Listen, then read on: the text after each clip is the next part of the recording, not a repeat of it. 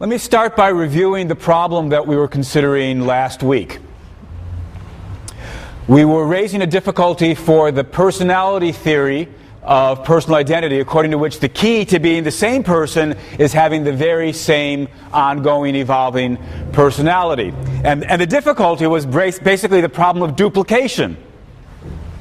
That it seemed as though we could have more than one, call it an individual, more than one body, that had the very same set of memories, beliefs, and so forth. And then we'd have to ask ourselves, well, what should the personality theory say about a case like that? So imagine that over the weekend, the mad scientist copied my memories, beliefs, desires, fears, ambitions, goals, intentions, and imprinted that on somebody else's brain. They did it last night at midnight. This morning, we woke up, and we have to ask ourselves, who's Shelley Kagan? Who's the person that was lecturing to you last week? Well, it doesn't seem plausible in terms of the personality theory to say that he's Shelley Kagan and the one here today, suppose the other one's in Michigan, right? That the one in Michigan is Shelley Kagan, but this one's not. After all, although it's true that he's got Shelley Kagan's memories. He woke up thinking he was Shelley Kagan, just like I woke up thinking I was Shelley Kagan. He woke up thinking about what he was going to lecture on in class today, just like I woke up thinking about what I was going to lecture in class today. He remembered last week's lecture just like I remembered last week's lecture. Well, no clear reason to say, for the personality theory to say that he's Shelley Kagan and I'm not. After all, I've got the very same set of memories, beliefs, desires that he has. But equally true, and more surprisingly, from the personality theory point of view, there's no reason to say that I'm Shelley Kagan and he's not. After all, he's got all the same memories, beliefs, and desires that I do. Doesn't seem plausible to say we're both Shelley Kagan, because now we'd have to then say Shelley Kagan's in two places at the same time. So the only alternative seems to be to say that neither of us is Shelley Kagan.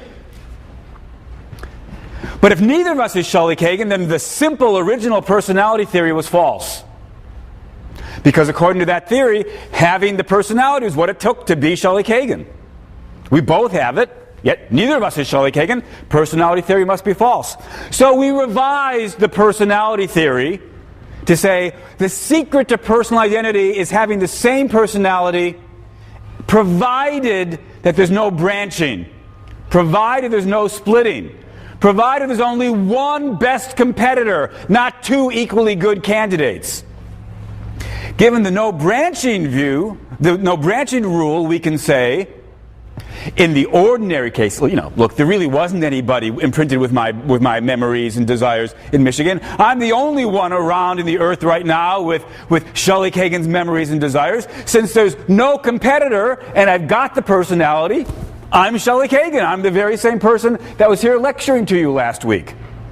That's what the personality theory, it gives us the answer we're looking for in the ordinary case. But in the science fiction story where there's a duplicate, it says, if there's branching, the no branching rule comes in. Neither of them is Shelley Kagan. All right, so that's the best way for the personality theory to get revised to deal with this problem. The trouble was, it seems the no branching rule seems very counterintuitive.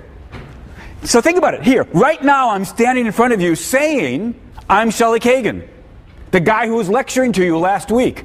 I believe I'm Shelley Kagan, the guy who was lecturing to you last week. Am I Shelley Kagan? Well, I've got Shelley Kagan's personality. So far, so good. Now all we have to decide is, was the branching rule satisfied or violated? So all we have to know is there somebody else somewhere in the universe who's got all my memories and beliefs and desires? Well, how in the world could I know that?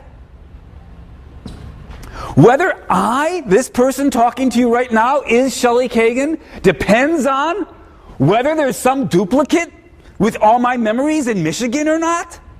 Seems very counterintuitive. So although the personality with no branching rule avoids the problem of what to say about duplicates by saying when there's branching, neither of them is Shelley Kagan, The branching rule itself seems very counterintuitive. We feel as though whether somebody is me or not should depend upon internal facts about me in the earlier stages or this stage and that stage, not about what's happening elsewhere, outside, extrinsic to these things. Now, so if you're not willing to accept the no branching rule, if it strikes you as a bizarre thing to throw into personal identity, maybe you need to reject the personality theory. Now, during all of this, the fans of the body view typically are laughing. They say, this just goes to show what a dumb theory the personality theory is. The whole problem with the personality theory is that personality is a bit like a software. It's like programs, right? It's the various programs you run on your computer along with the various data files that you have saved on your hard drive and so forth, and those can be duplicated. You can have copy after copy after copy. You could have 2 copies of my personality. You could have 100 or 1,000. The problem with what drove the personality theory into the no branching rule, implausible as it may be, was the fact that your personality is like software and it can be copied. That's why, they say, we should believe in the body view. If we accept the body view, we avoid the duplication problem.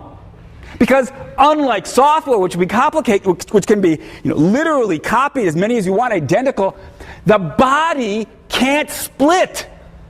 Human bodies can't divide or branch. There's no way that there's another body, that the body on Thursday became 2 bodies. The body that was here on Thursday couldn't become 2 bodies.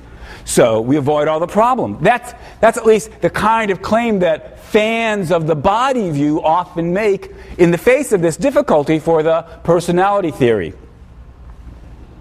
But now we need to ask, is it really true? Is it really true that bodies don't face a duplication problem? Is it really true that human bodies don't and couldn't split? Look, crucial word here is, of course, couldn't. Personalities don't actually split either, right? Although I've been giving science fiction examples in which the mad scientist duplicates my memories and beliefs and desires, they've all been science fiction examples. If I can use science fiction to talk about the possibility of splitting and use that against the personality theory, I'm entitled to use science fiction examples to talk about the possibility of bodies splitting and ask what kind of problem that would raise for the body theory.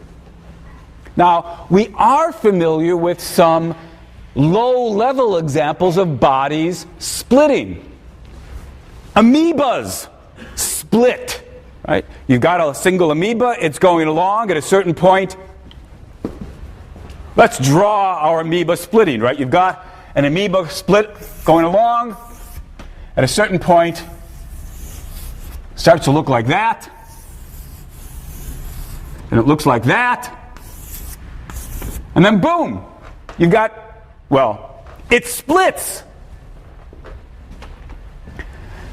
There's nothing in sort of biology per se that rules out cell division. Indeed, on the contrary, right? We know cells can split.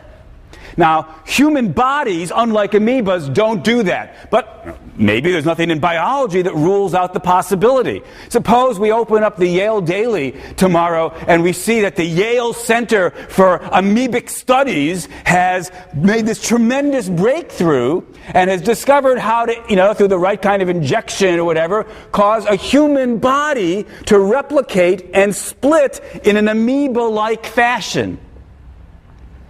Well, then we'd have to face the problem of what to say in this case of bodily branching.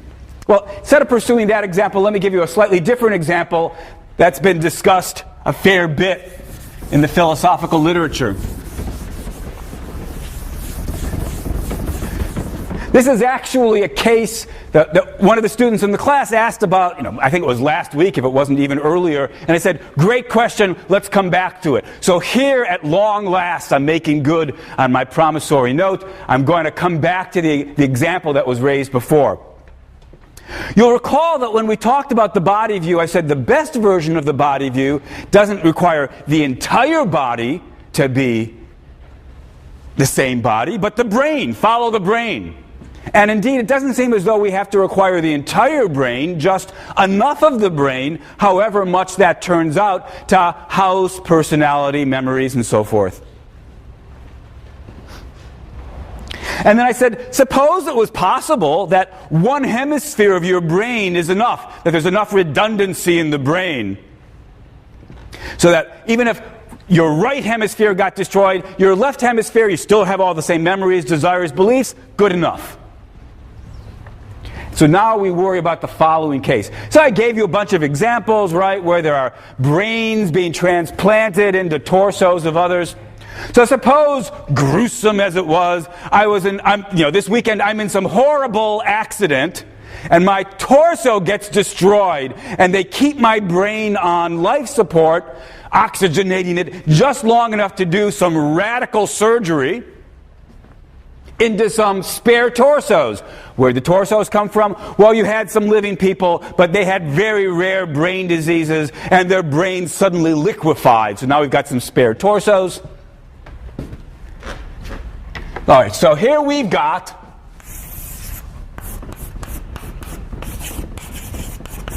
Shelley Kagan. His body gets destroyed. And here's my brain. Over here we've got Jones's torso. And over here we've got Smith's torso.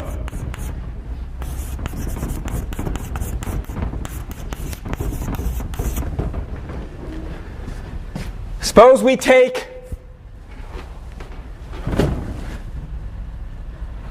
call this one the left hemisphere, and we stick it in here, into Jones's torso. We take this other hemisphere of my right half of my brain, we stick it into Smith's torso. We connect all the wires, all the neurons, the operation's a smashing success. Both things wake up. So here's Jones's torso with the left half of SK's brain, Smith's torso with the right half of SK's brain. They wake up. We need some way to refer to these people so we can start talking about who they are. Let me just call this top one Jones's torso with the left half of Shelley Kagan's brain. Let's call him Lefty. Smith's torso with the right half of Shelley Kagan's brain, let's call him Righty. Okay. Operation's a success. Lefty and Righty both wake up. They both think they're Shelley Kagan, so forth and so on. And we ask ourselves, according to the body view, which one is Shelley Kagan? What are the possibilities? We could say Lefty is Shelley Kagan and Righty is not. Righty's an imposter. But there's nothing in the body view to give us reason to make that choice. It's true that Lefty's got half of Shelley Kagan's brain, and that's good enough. But it's also true that Righty's got half of Shelley Kagan's brain, and that seemed good enough. So there's no reason to say that Lefty's Shelley Kagan and Righty isn't. And similarly, of course, there's nothing in the body view to make us say that Righty's Shelley Kagan and Lefty isn't. Well, it's not one and not the other. What are the remaining possibilities? We could, I suppose, try to say they're both Shelley Kagan.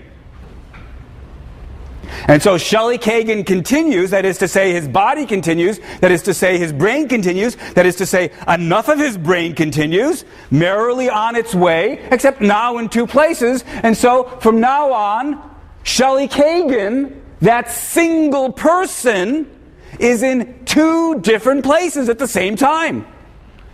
You know, Lefty goes to California, Righty moves to Vermont. From now on, Shelley Kagan's bi-coastal. Doesn't seem right.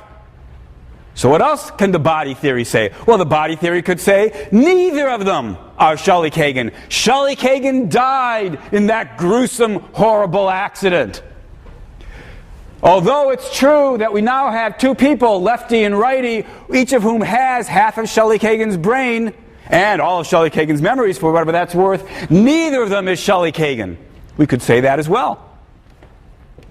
But if we, and that seems the least unpalatable of the alternatives, but if we say that, then we've given up on the body view. Because the body view, after all, said to be Shelley Kagan is to have enough of Shelley Kagan's brain. And in this case, both of lefty and righty seem to have enough of Shelley Kagan's brain. What's the body theorist to do? As far as I can see, the best option for the body theorist at this point is to add, no surprises here, a no branching rule. The body theorist should say, the key to personal identity is having the same body to it, the same brain to it, enough of the brain to keep the sort of personality going, provided that there's no branching, no splitting, no perfect competitors, only one. If the body view adds the no branching principle, then we can say, look, in the case of this sort of splitting, this example is known in the philosophical literature as fission, like nuclear fission, when a big atom splits into two. So in the fission case, the body theorist says, in the fission case, there's splitting, there's branching, so neither of them is going to end up being Shelley Kagan. But in the ordinary humdrum case, here I am, my body. Why am I Shelley Kagan? Because the brain in front of you, can't see it, but it's in front of you. The brain in front of you is the very same brain as the brain, that you had in front of you on Thursday. Follow the body, in particular, follow the brain. So in the ordinary case, no splitting, follow the brain. In the special case, where there's splitting, even if you follow the brain, not good enough. So the body theorist can avoid the problem of fission, avoid the problem of duplication, by adding the no branching rule. But of course, the no branching rule didn't seem very intuitive. Whether or not I'm Shelley Kagan, the guy that was lecturing to you on Thursday, depends on whether, unbeknownst to me, over the weekend, somebody removed half of my brain, stuck it in some other torso, sealed me all back up. How could that matter? Well, if you don't find the no branching rule plausible, you're in trouble as a body theorist. In fact, so what we see is the body theory is in exactly the same problem, exactly the same situation as the personality theory. Indeed, the fission example is a very nice case of how you could have splitting for the personality theory. Right? Here, before the accident, was Shelley Kagan, somebody who had my beliefs, desires, memories, goals, and so forth. After the accident, we've got two people, lefty and righty, or two entities, lefty and righty, both of whom have Shelley Kagan's memories, beliefs, desires, goals, and so forth. Splitting the brain shows how you could, in fact, have splitting of personality. So the very same case raises the very same problem for both the body view and the personality view. And the only solution that I can see, at least the best solution that I can see, is to accept the no branching rule. If you don't like the no branching rule, it's not clear what your alternatives are. Or at least, it is clear what your alternatives are. It's not clear which alternative would be any better. Now, during all of this, problem for the personality theory, problems for the body view, during all of this, the soul theorist is having a field day. Right? The soul theorist is saying, look, you guys, You got into all this trouble with splitting and so forth and so on, and needing to add the no branching rule, silly and implausible as that seems. You got into all that trouble because of the problem of splitting, because personalities can be split, bodies can be split. If only you had seen the light and stuck to the soul theory of personal identity, all these problems could be avoided. Now, as you know, I don't believe in souls. But forget that issue for the moment. Let's just ask the question, is it true that the soul theory, if only there were souls, is it true that the soul theory would at least have the following advantage? It avoids these problems of duplication and fission. Well, let's ask. What should a soul theorist say about the fission case? So, here's the gruesome accident. My brain gets split apart. One part gets put into Jones's torso. One part gets put into Smith's torso. After the operation, Lefty wakes up thinking he's Shelley Kagan. Smith wakes up thinking he's Shelley Kagan. Lefty's got part of Shelley Kagan's brain. Righty's got part of Shelley Kagan's brain.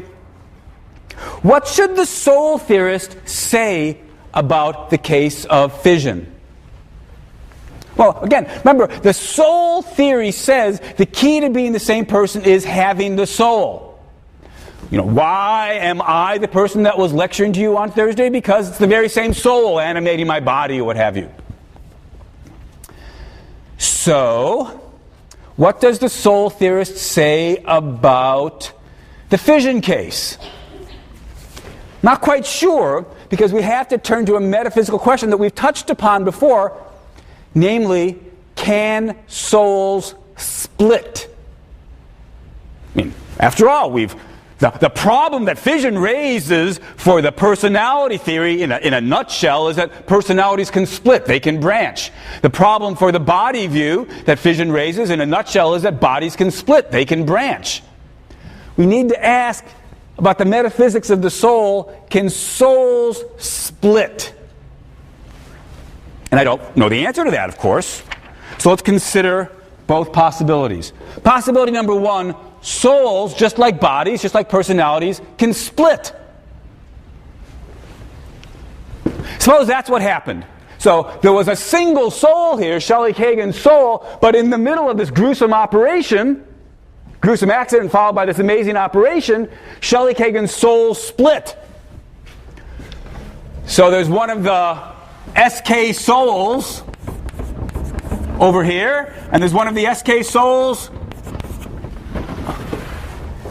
in the other case as well. Each one of Lefty and Righty has one of the pieces of the split Shelley Kagan soul. All right, so now we ask ourselves, according to the soul theory, which one is Shelley Kagan?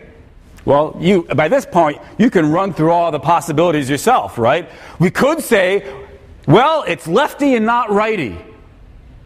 But there's nothing in the soul theory that supports that claim. They each have an equally good, however good it may be, they've got an equally good piece of the original Shelley Kagan soul. So there's no reason to say that Lefty is Shelley Kagan and Righty isn't. No good reason to say Righty's Shelley Kagan and Lefty isn't. Well, would it be better to say they're both Shelley Kagan? As long as you've got a piece of Shelley Kagan's soul, of the original soul, then you just are Shelley Kagan? In which case, Lefty and Righty are both Shelley Kagan? And Shelley Kagan is now bi-coastal, one in California, one in Vermont, one part of him. That doesn't seem very satisfying. What's the alternative? The alternative, it seems, for the soul theorist is to say neither of them is Shelley Kagan. If neither of them is Shelley Kagan, then Shelley Kagan died. But how can we say that if we accept the soul theory? They both have pieces of Shelley Kagan's soul. The soul split. Well, maybe what the soul theorist would have to do at this point is accept the no branching rule. Ah, says the soul theorist. follow the soul unless the soul splits, in which case neither of them is Shelley Kagan. Well, trouble is we didn't find the no branching rule very plausible. It seemed counterintuitive. But at this point, you begin to wonder, maybe we just need to learn to live with it. If the personality theory needs the no branching rule, and the body theory needs the no branching rule, and the soul theory needs the no branching rule, maybe we're just stuck with the no branching rule, whether or not we like it. And if we're stuck with it, then of course it's not an objection against any one of the theories that it uses it.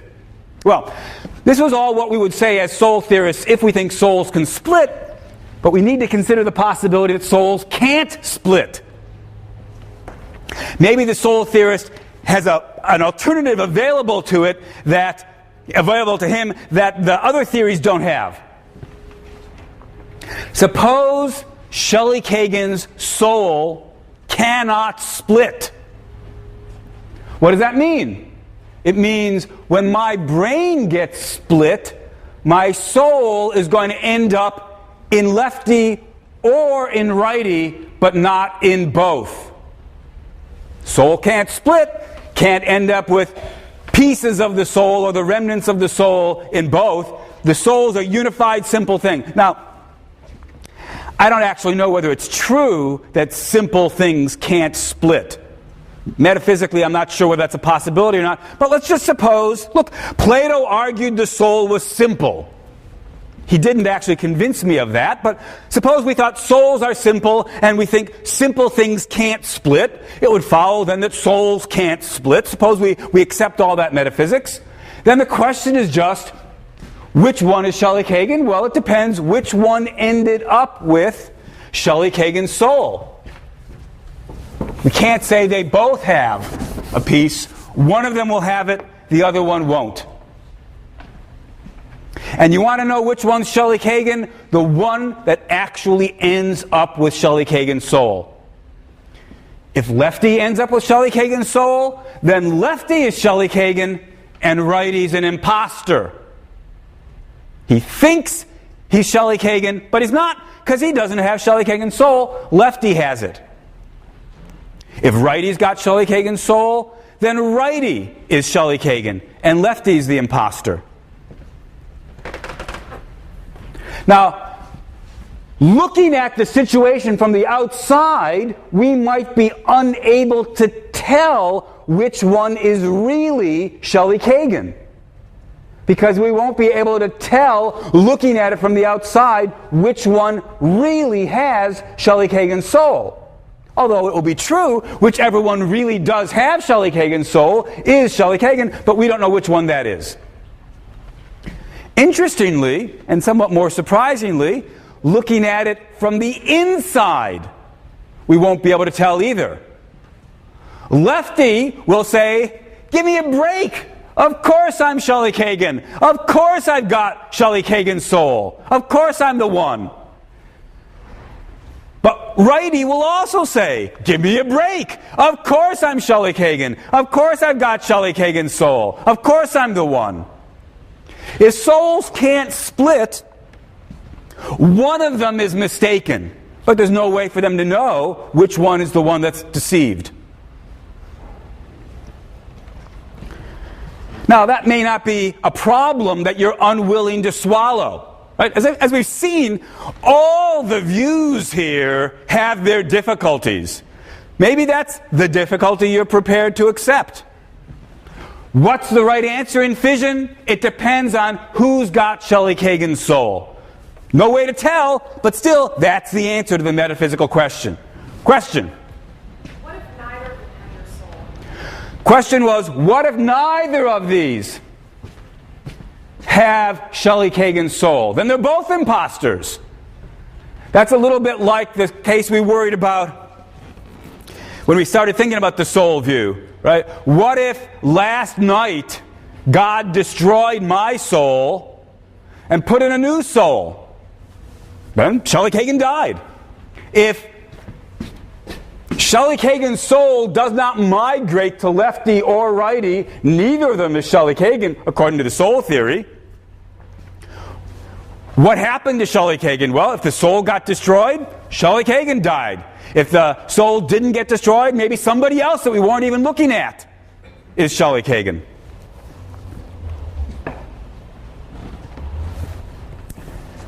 So as I say, the soul theory can at least give us an answer that avoids the no branching rule.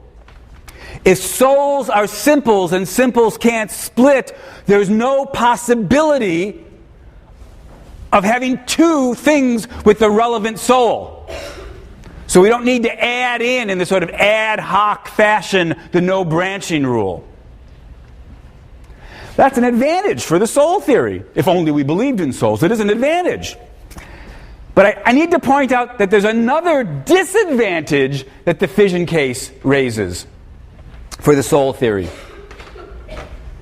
So let's just suppose that metaphysically God tells us that it's lefty that has Shelley Kagan's soul.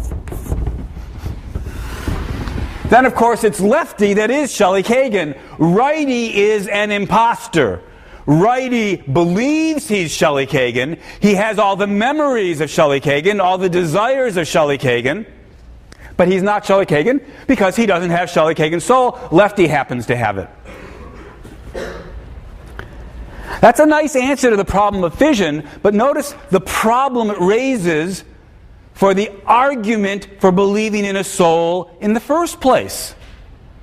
Way back at the start of the semester when we asked, why believe in souls? One important argument was, really a family of arguments was, you need to believe in souls in order to explain why bodies are animated, why people are rational, how they can have personalities, how they can be creative, and so forth. In order to explain consciousness and self-awareness, whatever it was, fill in your favorite blank. You fill in the blank in your favorite way. The claim was you needed to believe in souls in order to explain all that. But if that's right, what's going on in Righty's case? Righty is aware. Righty is conscious. Righty is creative. Righty has free will. Righty makes plans. Righty's got personality. Righty is rational. Righty's body is animated. According to the soul theory argument for soul, according to the argument for souls, you needed to believe in souls in order to explain how you could have a person. But now, Righty's a person without a soul because we just hypothesized, Shelley Kagan's soul up there. So at the very same moment that positing the non-splitting of souls seems to solve the fission problem of duplication, it yanks the rug out from underneath the soul theorist by undermining one of the types of arguments for believing in the soul in the first place. After all, if Righty can be a person, admittedly not Shelley Kagan, but a person, conscious, creative, rational, so forth, aware, without a soul, then maybe same thing's true for us, which is, of course, just what the physicalist says. Let me mention one other possibility because it's quite intriguing. Suppose the soul theorist answers that last objection by saying, ain't ever gonna happen. Yeah, it would be a problem for believing in souls if Righty could wake up without one. But since we stipulated that Shelley Kagan's soul is going to end up in Lefty, Righty is not going to wake up. Alternatively, it might have been that Righty woke up, but Lefty doesn't wake up. Doesn't survive the operation. Suppose we did these sort of brain transfers all the time, and the following thing always happened. Transfer the entire brain, patient wakes up. Transfer one hemisphere, patient wakes up. Transfer both hemispheres, one patient or the other wakes up, but never both. If that happened, we'd have a great new argument for the existence of a soul. What could possibly explain why either hemisphere of the brain would normally be enough as long as we don't transfer both? When we transfer both, one hemisphere might work sometimes the other hemisphere, but never both. What could possibly explain that? Souls could explain that. If souls can't split, it can only follow one half of the brain, and that's why we'll get sometimes get one half, sometimes the other half, but never both halves. So there's a kind of empirical argument for the existence of the soul if we found those kinds of results. Of course, that's a big if. Please don't go away thinking that what I've just said is, here's a new argument for the soul. We don't do brain transfers, let alone half a brain transfers. We don't have any experiments that suggest one half wakes up but not the other half. All I'm saying is that if someday we found that, at that point, we'd have an argument for the soul.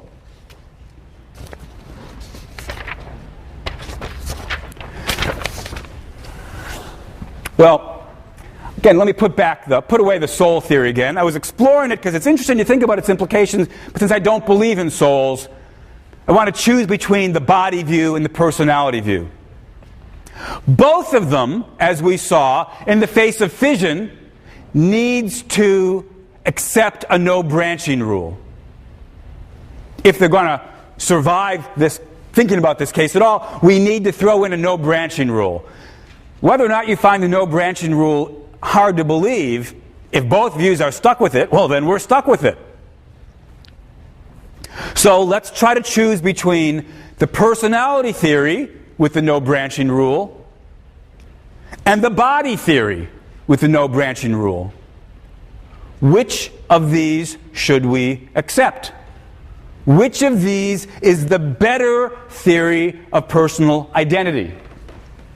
Answer: I'm not sure. Over the course of my philosophical career, I have moved back and forth between them. There was certainly a long period of time in which I found the personality theory, that is, personality theory with the no branching rule, to be the better and more plausible theory. And it certainly has any number of advocates on the contemporary philosophical scene. But at other times in my philosophical career, I have found the body theory, that is to say, the body theory with the no branching rule, to be the more plausible theory. And it is certainly the case that the body theory has its advocates among contemporary philosophers. For what it's worth, and I don't actually think that what I'm about to say is worth all that much, I'm going to share with you my own pet belief. These days, I'm inclined to go with the body theory. I'm inclined to think that the key to personal identity is having the same body, as long as there's no branching, as long as there's no splitting. But certainly open to you to decide that you think, no, the personality theory is the stronger view. I can't settle the question. I don't have any more philosophical arguments up my sleeve on this issue. But I do have another point that's worth considering. Although I'm inclined to think that the body theory may be the best view about what's the key to personal identity, I'm also inclined to think it doesn't really matter. We've been posing the following question. We've been asking, what does it take for it to be true that I survive? And it may be that what we should conclude is, whatever the best answer to that question is, it's not the question we should really have been thinking about. We weren't going to be in a position to see that until we went through all the stuff we've been going over for the last couple of weeks. But now that we're here, we're in a position perhaps to raise the question, should we be asking what it takes to survive, or should we be asking about what matters in survival? Now, in posing this question, I'm obviously presupposing that we can draw a distinction between the question, do I survive, is somebody that exists in the future, whatever, me, and the question, what was it that I wanted when I wanted to survive? What was it that mattered in ordinary survival? And it might be that these things can actually come apart. To see this, suppose we start by thinking again about the soul view. Suppose there are souls. I don't believe in them, but let's imagine. Suppose there are souls. And suppose that souls are the key to personal identity. So somebody is me if they've got my soul. Or to put it more straightforwardly, next week the person that's me is the person with my soul. I survive as long as there's somebody around with my soul.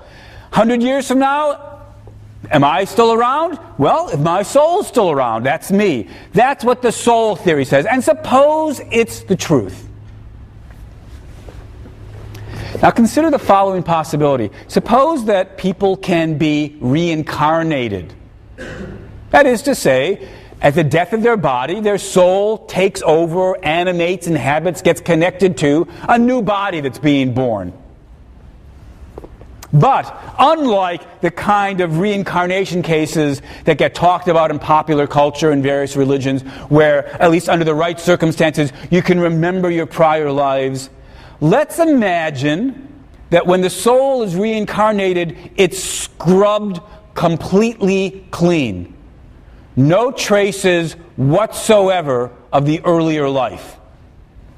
No way to retrieve it.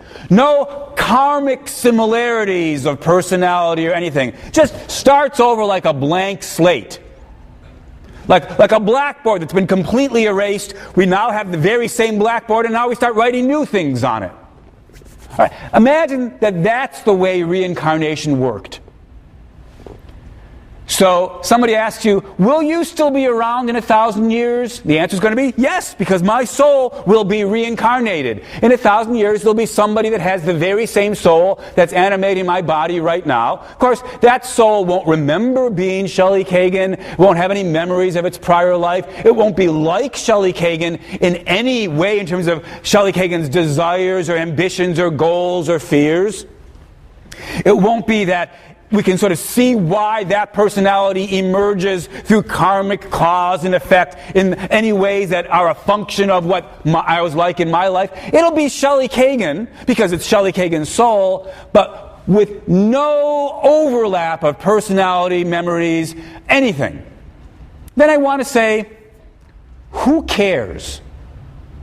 The fact that I will survive under those circumstances doesn't give me anything that matters to me.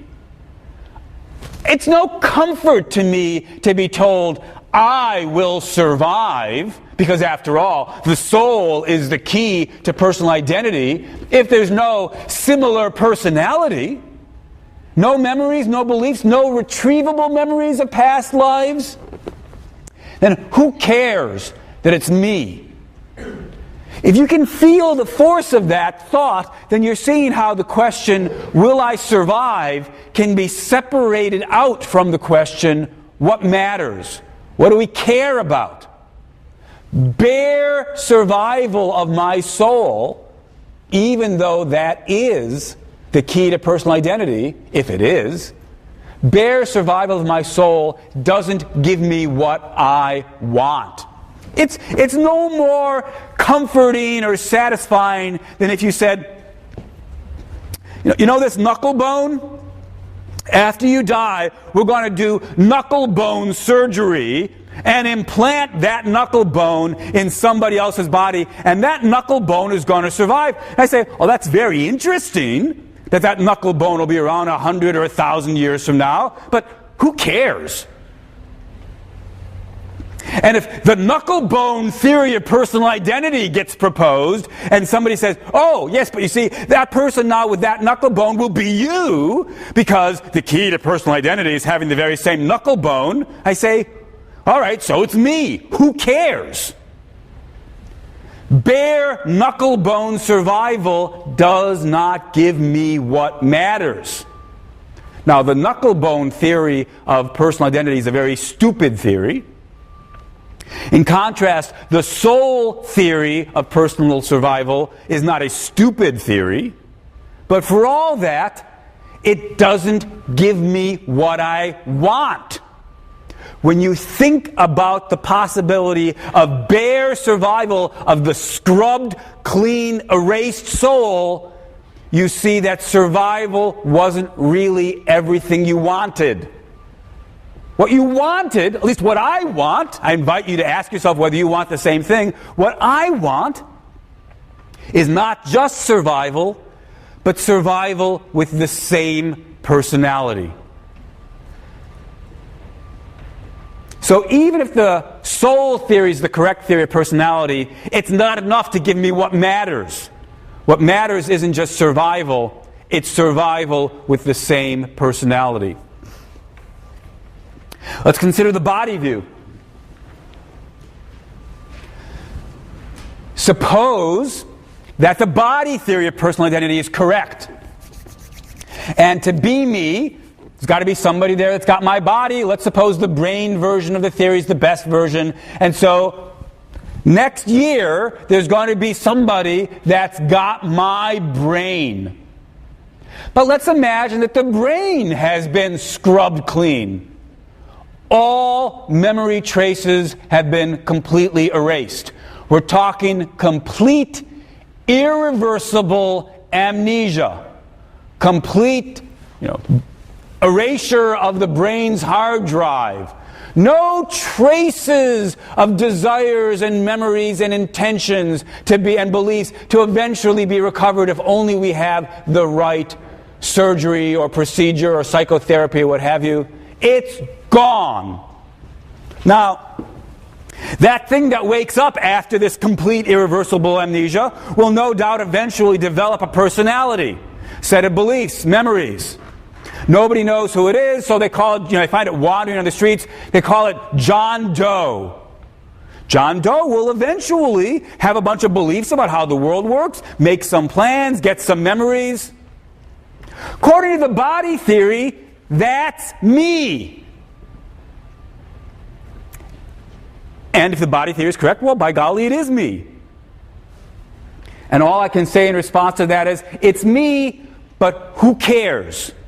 So what?